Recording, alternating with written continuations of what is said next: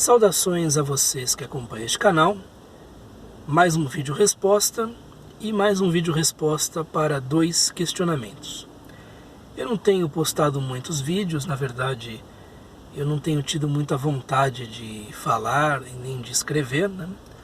Então este tagarela inveterado que lhes fala tem sido mais econômico nas palavras, tem sido mais tímido nos últimos tempos. Isso pode mudar, mas até o momento não tenho sentido muita vontade de falar, de postar vídeos, de escrever, nada disso. Muito bem. E eu preciso me ater a algo como 12, 13 minutos, porque é mais ou menos o espaço que o celular me dá atualmente. Então, verei o que posso fazer neste tempo, né? Se vira nos 13, galera! Olha lá, bicho! Vamos lá. Então, vamos ver aquilo que é possível dizer, né? Neste tempo. O primeiro questionamento vem do mesmo Bruno Alves, que já tem me colocado algumas perguntas, e diz respeito a uma passagem do tratado, às vezes chamado de diálogo, né, de Sêneca, De Vita Beata, da vida feliz ou da felicidade, e diz respeito ao uso por parte da tradutora do termo resignação. Então, eu não tenho aqui o trecho ipsis literis, mas é um momento em que, segundo a tradução para a língua portuguesa do Brasil, Sêneca diria que, diante das adversidades, diante daquilo que é mais áspero, mais complicado na vida, nós não devemos acolher esses fatos com resignação, e sim com verdadeira alegria. E o Bruno Alves me pergunta, mas os estoicos não eram favoráveis à resignação? Muito bem, depende do que se entende por resignação.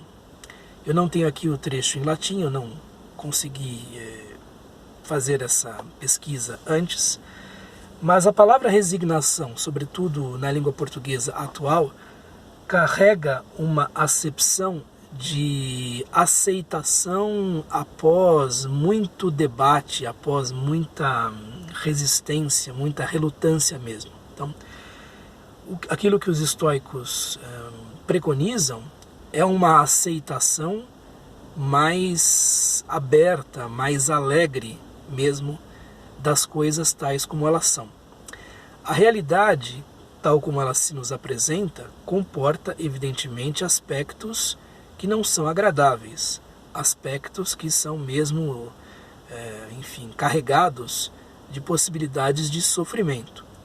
Mas o que os estoicos dizem é que, tendo-se em vista que nós estamos vivos e temos a oportunidade de aprender e vivenciar enquanto a vida nos é concedida, a melhor maneira de honrar esta oportunidade é buscar cultivar uma espécie de aceitação o mais alegre possível das coisas como elas são, mesmo das coisas como elas são não sempre agradáveis.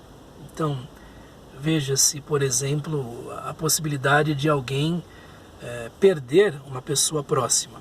De que maneira nós devemos acolher isto com alegria? Evidentemente que logo depois da perda não é fácil ver, digamos assim, o lado bom deste fato, né? Mas depois de algum tempo fica claro que não há nada que se possa fazer contra a perda, que a tristeza não é a melhor resposta para isso, e que o melhor a fazer é termos uma espécie de gratidão por termos tido a nosso lado aquela pessoa por um período X de tempo. Nós não podemos, digamos assim, imaginar que as leis naturais vão se suspender por força da nossa vontade ou por força das nossas intenções, né?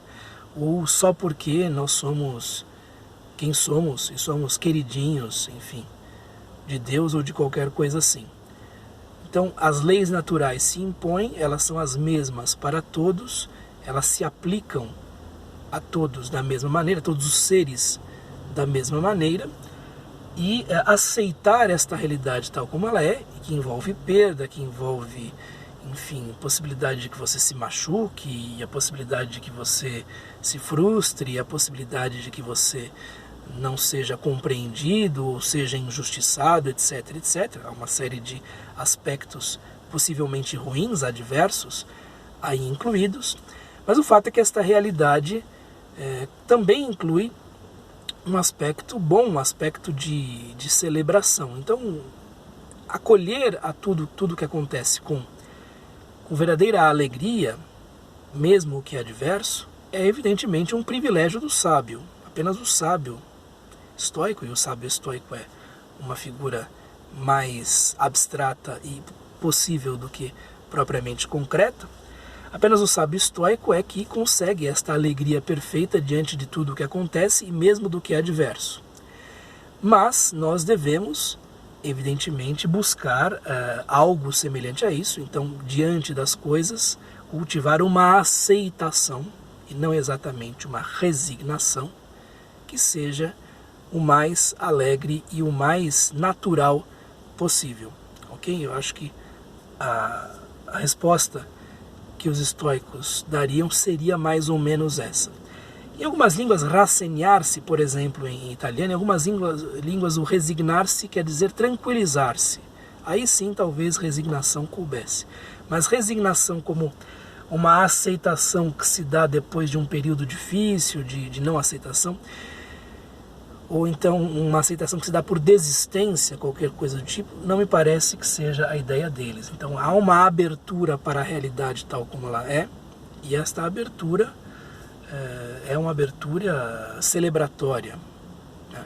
Congratulatória, eu diria. Então é uma abertura à realidade mesmo nos seus aspectos adversos, o que é muito difícil, né? Evidentemente é muito difícil.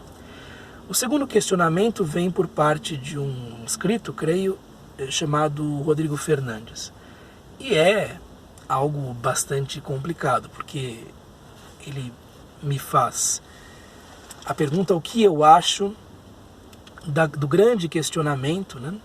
Porque existe alguma coisa e não existe nada. E aí ele pensa que nem a resposta Deus é a causa de tudo e nem a resposta as coisas são, enfim, geradas por uma espécie de acaso ou, enfim, por uma falta de sentido, são satisfatórias, né? Eu não tenho condições de responder a esta questão e eu duvido que alguém tenha condições de dar uma resposta universal e totalmente satisfatória para esta questão. O intelecto humano é limitado, né? O intelecto humano, mal comparando, é o intelecto de um peixe num aquário. Um aquário gigantesco, evidentemente, que pode ser perscrutado, pode ser investigado, pode ser percorrido, mas que é apenas um aquário dentro de um cômodo de sabe-se lá quantas casas, quantos bairros, quantos lugares. Então, nosso intelecto, nossa visão, nosso ponto de vista são coisas limitadas, né? Então nós temos aí uma compreensão curta das coisas. A ciência, por meio da colaboração, consegue ir mais longe, consegue, de uma certa maneira, estender o nosso intelecto. Apenas para citar aqui um exemplo recente, este último estudo feito por uma série de pesquisadores que acabaram comprovando a existência de um composto de fósforo em Vênus, a chamada fosfina, possivelmente ligado a uma atividade de vida microbiana naquele planeta, é o resultado da interação de diversos especialistas. Então, se você vai lá ao PDF do estudo, você vê uma dúzia e meia de indivíduos de diversas universidades que colaboraram para chegar à constatação bastante pequena de um elemento, o que talvez não seja exatamente indicação de vida microbiana em Vênus, ou, enfim, talvez estejamos falando de reações químicas desconhecidas ainda por parte da nossa vida, então, da nossa vida científica, né, por parte do nosso conhecimento, né? Então veja só, A extensão do intelecto humano por meio da colaboração é possível, a ciência tem feito isso com muita competência, mas isso muitas vezes é para resultados muito pequenos, né? Para resultados pequenos diante de tudo o que pode ser conhecido, né? Eu duvido de que nós venhamos a ter uma resposta satisfatória para esta questão. Houve aí tentativas de dar uma resposta. Quando se fala em Deus como causa de todas as coisas, vai se remontando à origem do que é o nosso universo e vê-se que há alguma coisa antes, e se há alguma coisa antes, pode ser um ser que é causa de si próprio, causa sui, né? Ou pode ser simplesmente uma situação que se produz ao acaso diante de diversas outras possibilidades que, enfim, poderiam se concretizar. O fato é que, como você bem percebeu, Rodrigo, essas respostas não nos satisfazem, né? Não nos satisfazem. Por exemplo, diante de uma pergunta como esta, o Buda Shakyamuni, né, o Siddhartha Gautama, simplesmente silenciaria. Ele diria absolutamente nada, né? Porque se ele fosse dizer alguma coisa, ele diria: o intelecto humano é limitado para compreender essas questões. O que é uma